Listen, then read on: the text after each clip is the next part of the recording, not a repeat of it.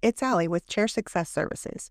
What would change if you had more time to focus on growing your groups and creating powerful experiences for your members? Chair Success Services helps Vistage chairs do exactly that. Stay tuned, and I'll be back with more information. Welcome to the Chair Life podcast with Tom Cuthbert.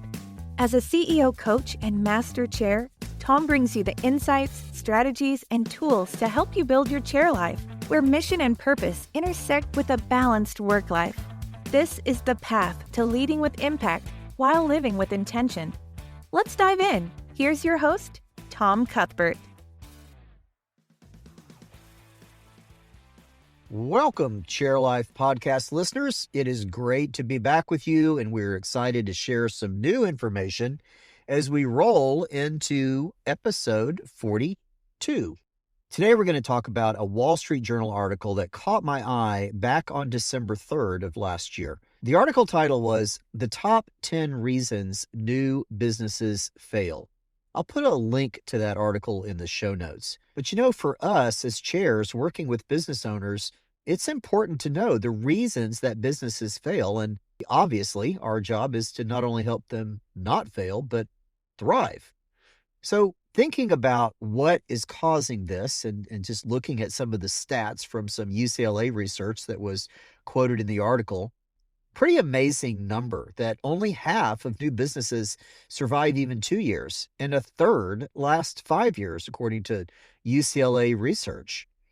Dan Moyer's Crafty Comics is a business that thrived initially and then failed, and it was discussed in the article. This was from overexpansion and stubbornness of the owner and a lot of risks that were taken. When I read this, I was reminded of a quote by Warren Buffett that says, "When you find yourself in a hole, stop digging." And we need to guide members past these pitfalls. Let me give you a rundown of these 10 business killers in David Letterman style order, and I'll add some color commentary on them as we go. First, the list. Number 10, going it alone, lacking team support. Number 9, growing too quickly, overextending our resources, and that was definitely highlighted in the article. Number 8, too much passion. Our identity is tied too closely to the business, and when that happens, we can't see ourselves. Number 7, lack of experience, and with more and more entrepreneurs, this is a growing issue. Number 6, internal conflict, partner disputes that paralyze a business. Number 5, trouble getting capital, and that's very difficult to do in today's environment. Number 4, lack of a market, having a great idea that nobody really wants to pay for. Number 3, external shocks, so being vulnerable to recessions, disruptions, and boy, was that a lesson that COVID taught us. Number 2, inability to pivot, failing to adapt to change. And the number 1 reason goes back to the article, being too stubborn. Our inability to listen to people and get feedback from others so we can see our own blind spot. Now, because this list is so important and because it's so critical for us as chairs to help members see what they are not seeing, I'd like to go back through this list from number 10 to 1 again and share with you some Vistage commentary about it. Really put in context what I'm seeing in these items that we can have a direct role in helping leaders to avoid these pitfalls. Jumping back to number 1, going it alone. It is lonely at the top, as we've heard a million times. But as chairs, we're building a trusted group of advisors, of mentors, of peers for these people that can lean on each other and grow from each other. Our groups help connect CEOs from diverse industries and give great support and brainstorming and prevent burnout and strengthen what's most important that leaders do, make decisions. So don't let them go it alone. Get them involved in a community like ours. Number 9 is growing too quickly. And I've talked in a recent podcast about overconfidence as a killer of CEOs at all stages of a company. But when you grow too quickly, when you're early in your growth of your company, you're going to break. Things will break when we overextend ourselves. Members that have been through this, that have been down the road, that have crossed over some of these hurdles of 1, 10, 50, 100 million in revenue, are really able to help others balance cash, grow people, expand their leadership team, govern their growth. This peer group can really help people catch this accelerated growth before it becomes an issue, not just something that we can get excited about. Number 8, too much passion.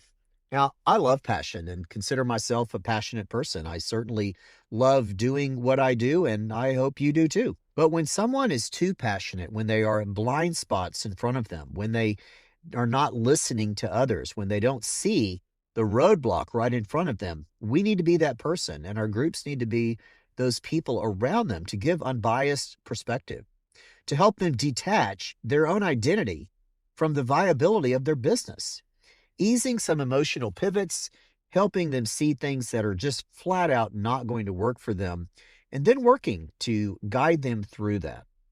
Number 7 is a lack of experience. And we've all been in situations where we've lacked experience. And I admire people that lean into that and really want to grow. But that is also can be a killer of businesses. And we need to bridge those gaps with mentorship. For me and for you, we have years of experience, successes and failures, wins and losses. Sharing those with the people that we're leading really helps them get a better perspective on how they need to accelerate growth. We reduce risks by them. We can tell some war stories, and other members can do the same to help members know what road is the best to take. Risk from inexperience can be a killer in business. Number 6 is internal conflict. Now, I don't know about you, but in my communications, my one-to-ones, my conversations with other leaders, we spend a lot of time talking about those relationships. We tend to mediate roles and role plays for providing resolutions, for improving communication, for expanding their conversational capacity. These experiences are critical for us, and we need to help them see things that they're missing. And many times what they're missing is the perspective of those around them. Healthy communication helps and accelerates business growth. Poor communication is a killer. Capital is on the list at number 5. And you know what? It's not just not getting it. Sometimes it's too much. Sometimes it's the cost of capital. Sometimes it's the deployment of how that capital is being spent. It can be overwhelming and exciting for a member to get an investment. And then if they misspend that or don't deploy it correctly, it can be very, very costly. Capital today is more expensive than it was a few years ago.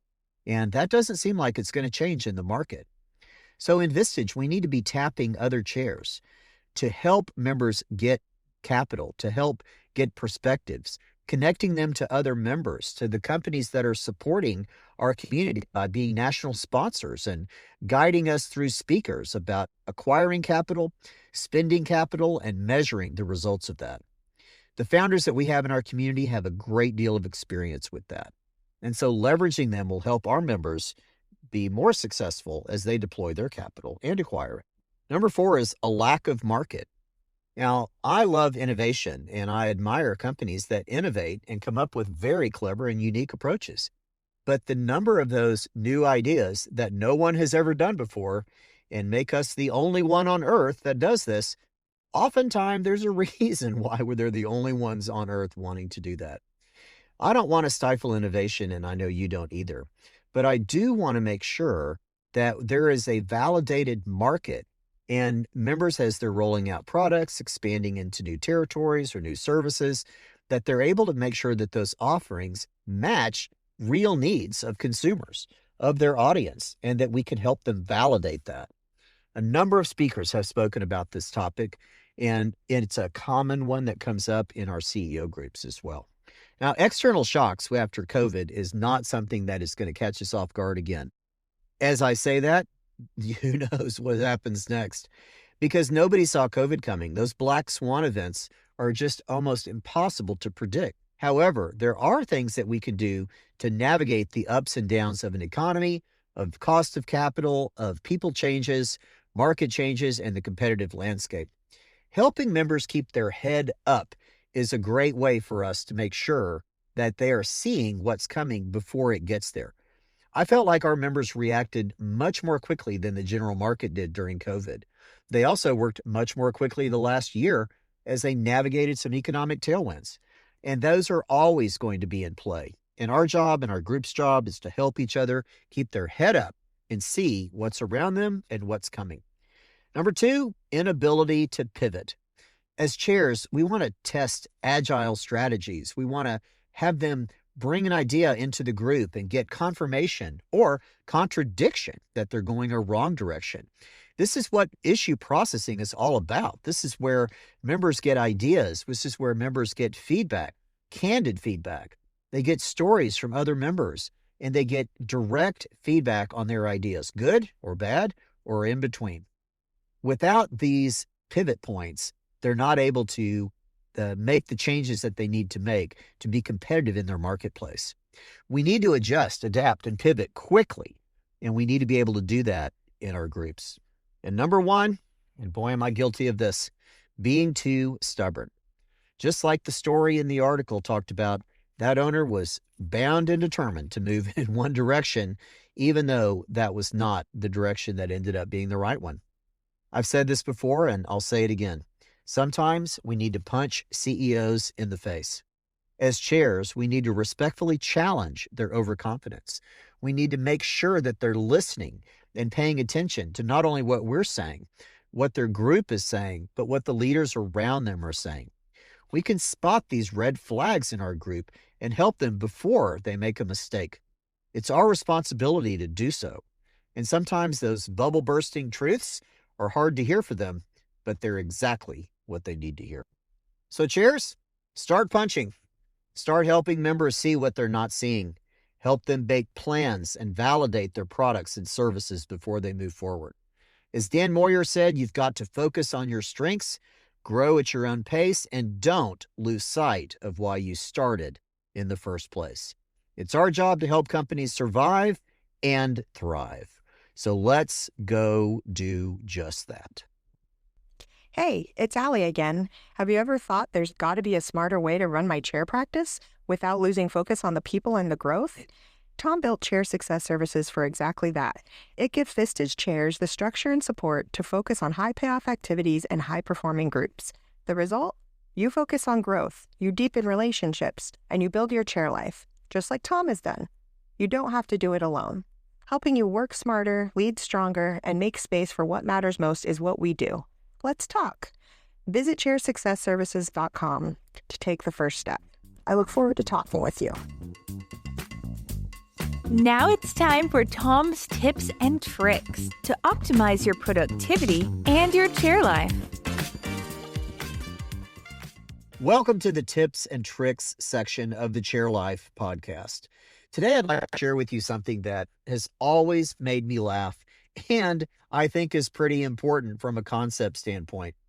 There's a great Jack in the Box commercial from way back in 2001 called Fast Food Consultant. Now, I've always thought this commercial is funny, and Jack in the Box made some funny commercials over the years, but this one is not only funny, not only does it make me laugh, it really makes me think. And let me share with you why I think that is. You can see this commercial, it's in its grainy shape at tomcuthbert.com/jackinthebox, and I'll put that link in the show notes for you. So here's the scene. We've all been to industry trade shows, wandering the floor with glitzy 20 by 20 or 30 by 30 or by 10 booths that look slick and well-dressed salespeople trying to get our attention to get us to buy their product or service. Well, imagine this. You have Jack in the Box, Jack, the big-headed guy, walking through a big trade show. He gets to a corner 20 by 20 booth and leans in and takes a look. Right in the center of the booth in a lawn chair is a scraggly-looking kid named Brad. The only thing in the booth is the lawn chair, and the kid is not exactly dressed for success. Jack leans in and he says, "Hey, what do you do?"